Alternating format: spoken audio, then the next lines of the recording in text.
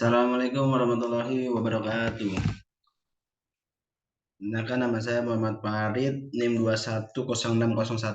Di sini saya akan menjelaskan perumusan kebijakan pembangunan serta peranan pasar, negara, dan masyarakat.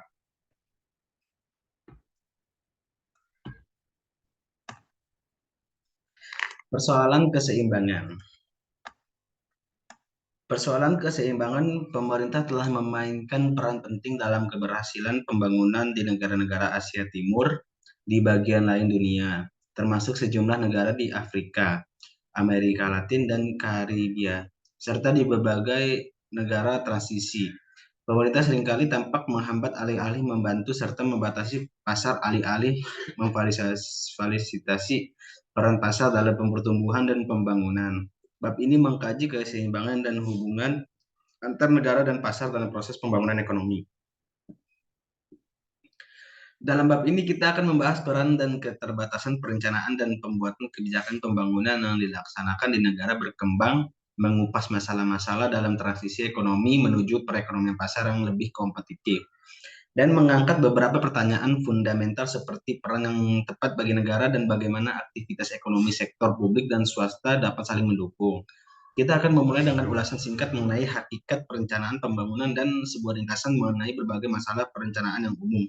Setelah itu, kita akan membahas syarat-syarat untuk melaksanakan transisi ekonomi menuju perekonomian pasar dan mengevaluasi berbagai argumen yang mendukung maupun menentang peran pemerintah di negara-negara berkembang kontemporer. Perencanaan pembangunan, konsep dan logika. Mistik perencanaan. Pada dasarnya awal setelah Perang Dunia Kedua dan dekolonisasi, pencapaian pembangunan ekonomi tercermin dalam perencanaan pembangunan yang hampir secara universal diterima sebagai rute yang paling meyakinkan dan tepat sasaran menuju kemajuan ekonomi.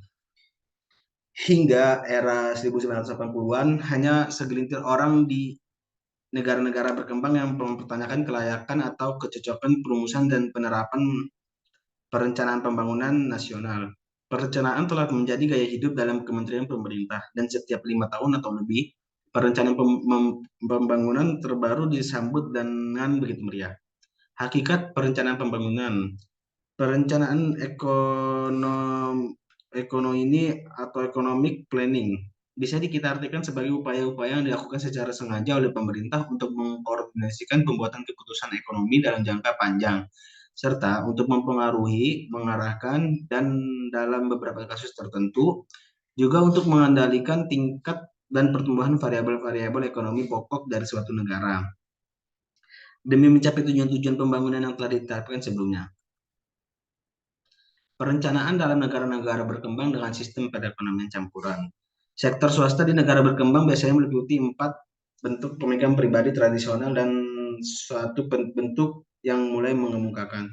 Yang pertama, sektor subsisten tradisional, terdiri dari usaha pertanian berskala kecil dan toko kerajinan tangan yang menjual sebagian produknya ke pasar lokal. Yang kedua, usaha komersil dan penyediaan jasa, milik individu atau keluarga dalam sektor formal dan informal perkotaan. Yang ketiga, perusahaan komersial yang berukuran menengah dalam bidang pertanian, industri, perdagangan, dan pengangkutan yang dimiliki dan dioperasikan oleh wirausahawan lokal. Yang keempat, perusahaan manufaktur besar, perusahaan tambang, dan pertumbuhan besar yang dimiliki asing secara menyeluruh atau sebagian yang mengutamakan pasar luar negeri, namun terkadang dengan penjualan pasar menyeluruh, atau sebagian yang besar mengutamakan pasar luar negeri, namun terkadang dengan penjualan pasar lokal yang substansial, dan sebagian besar dari modal yang mengalir ke luar negeri. Yang kelima, perusahaan yang relatif besar dan jumlahnya terus bertambah berdomestik, dikelola dan dimiliki oleh perusahaan pihak lokal, dan seringkali terletak di bursa efek nasional di negara-negara seperti Brazil, Rusia, India, dan Cina, tetapi lebih sering terdapat di negara-negara berpendapat menang ketimbang berpendapatan rendah dan jarang sekali di negara-negara maju. Logika perencanaan pembangunan. Yang pertama, kegagalan pasar di negara berkembang dihinggapi oleh berbagai ketidaksempurnaan struktur dan operasi. Pasar komoditas dan faktor produksi seringkali dikelola dengan buruk, dan keberadaan harga yang seringkali berarti bahwa produsen dan konsumen merespon sinyal dan insentif ekonomi yang kurang mencerminkan biaya real bagi masyarakat atas berbagai barang dan jasa. Oleh karena itu, diyakini bahwa pemerintah berperan penting dalam mengintegrasikan pasar dan memodifikasi harga. Yang kedua, mobilisasi dan alokasi sumber daya argumen.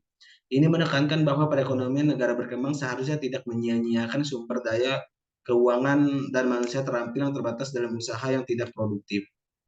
Proyek-proyek investasi harus dipilih bukan semata-mata berdasarkan analisis produktivitas parsial seperti yang biasa ditunjukkan oleh rasio modal output dari sebuah industri. Yang ketiga, tujuan ekonomi dan sosial nasional dalam bentuk rencana pembangunan yang spesifik dapat menimbulkan dan berdampak sikap atau psikologis penting pada penduduk yang beragam dan sering kali terfragmentasi. Yang keempat, bantuan luar negeri, perumusan rencana pembangunan rinci seringkali menjadi syarat perlu untuk memperoleh bantuan luar negeri bilateral maupun multilateral. Proses perencanaan, beberapa model dasar. 3 tahapan perencanaan. Sebagai besar rencana pembangunan biasa pada awalnya didasarkan pada model makroformal. Model perencanaan ekonomi secara luas itu dapat dibagi menjadi 2 kategori dasar. Yang pertama, model pertumbuhan agregat. Perkiraan makroekonomi perubahan terencana atau yang dibutuhkan adalah variabel ekonomi utama.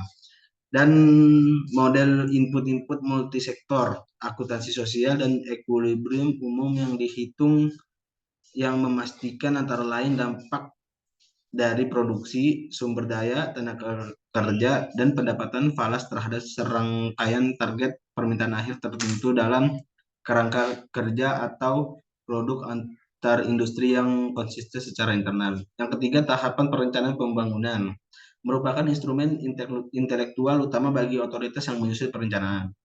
Model pertumbuhan agregat, sebuah model ekonomi formal yang menggambarkan pertumbuhan dari suatu perekonomian dalam suatu atau sedikit sektor dengan menggunakan jumlah variabel terbatas.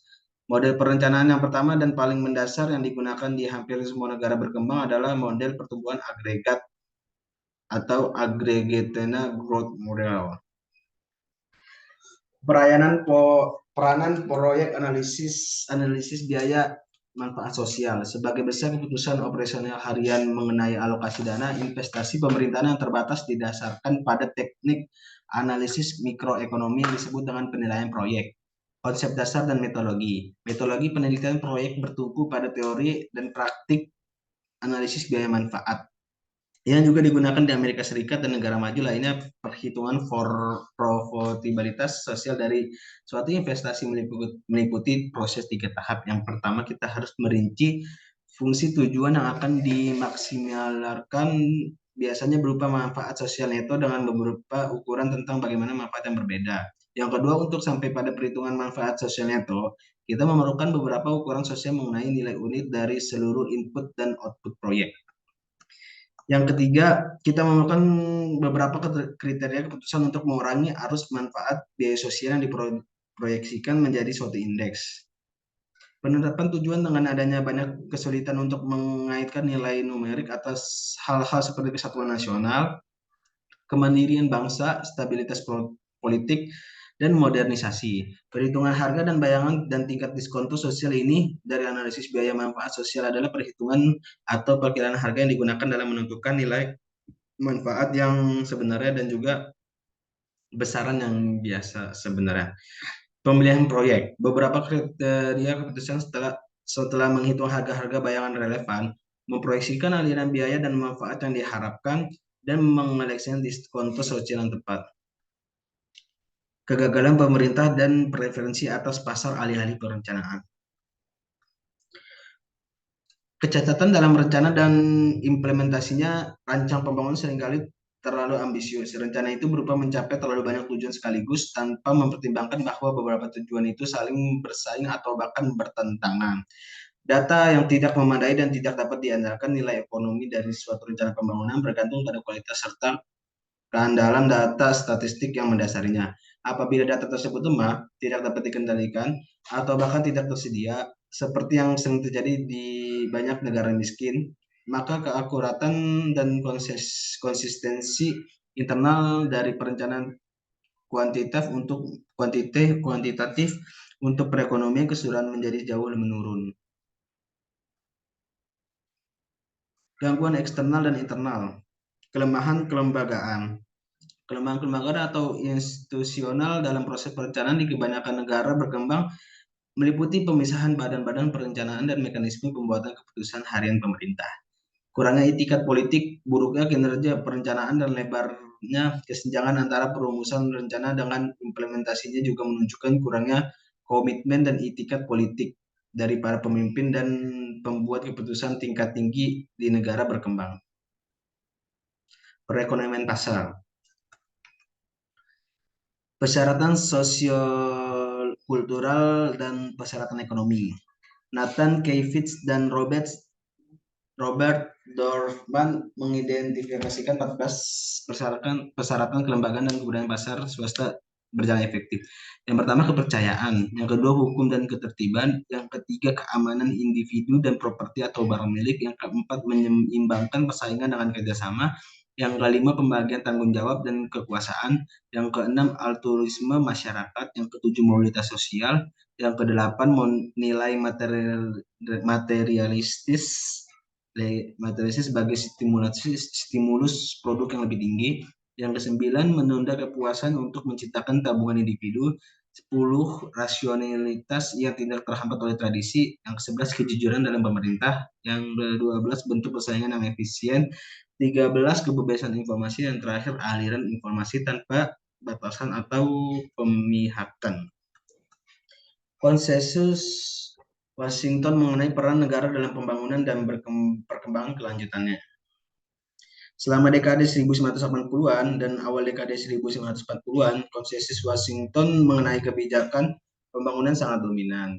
Konsensus ini dirumuskan oleh John Williamson dalam mencerminkan pendekatan pasar bebas terhadap pembangunan yang dianut pada masa itu oleh IMF, Bank Dunia, dan lembaga-lembaga kunci pemerintahan Amerika Serikat. Menuju konsensus, belakangan ini telah terjadi perubahan besar di Washington dan seluruh dunia dalam memandang konsensus Washington di Amerika. Pandangan baru ini yang terkait disebut sebagai konsensus baru merupakan perwujudan dari gagasan yang tercetus pada Summit of the Americas pada bulan April 1908 di Santiago.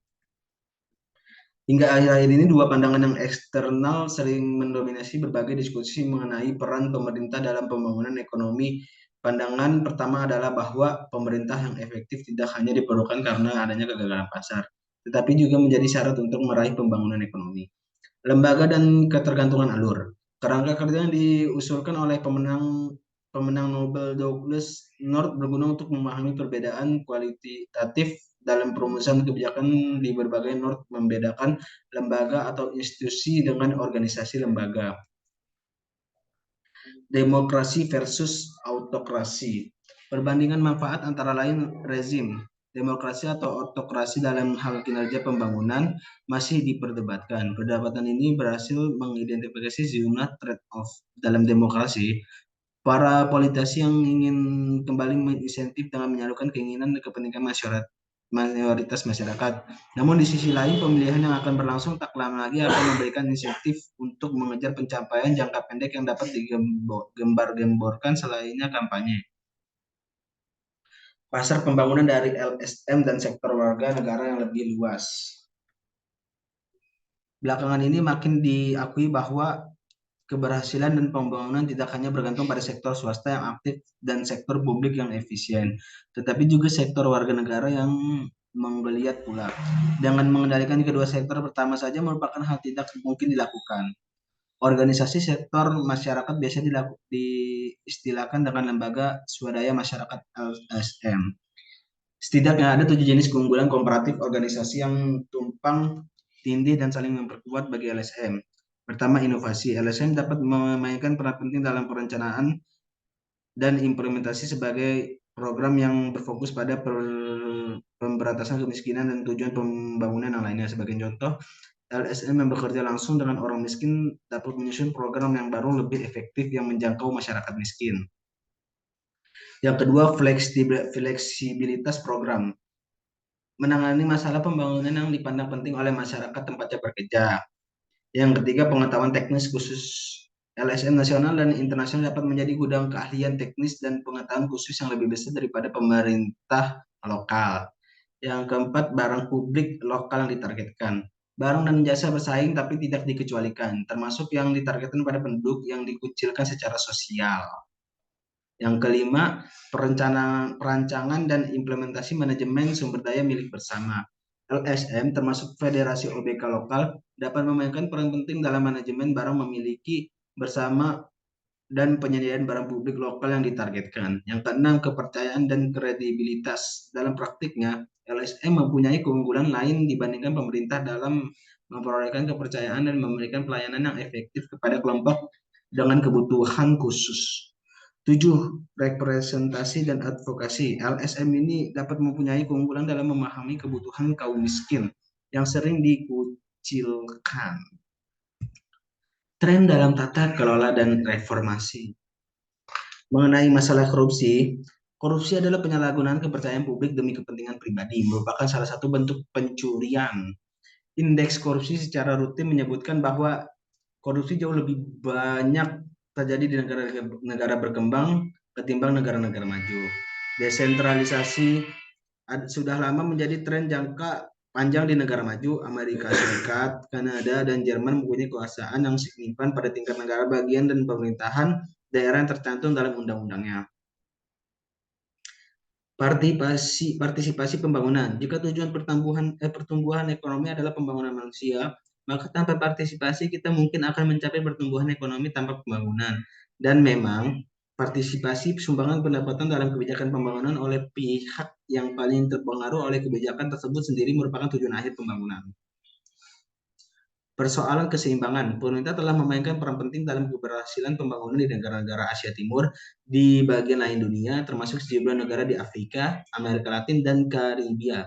Serta di negara-negara transisi, pemerintah seringkali tampak menghambat alih-alih membantu serta membatasi pasar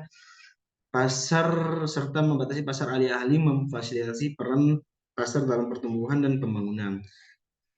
Dalam bab ini kita akan membahas peran dan keterbatasan perencanaan dan pembuatan kebijakan pembangunan yang dilaksanakan di negara kembang, mengupas masalah-masalah dalam transisi ekonomi menuju perekonomian pasar yang lebih kompetitif. Terima kasih.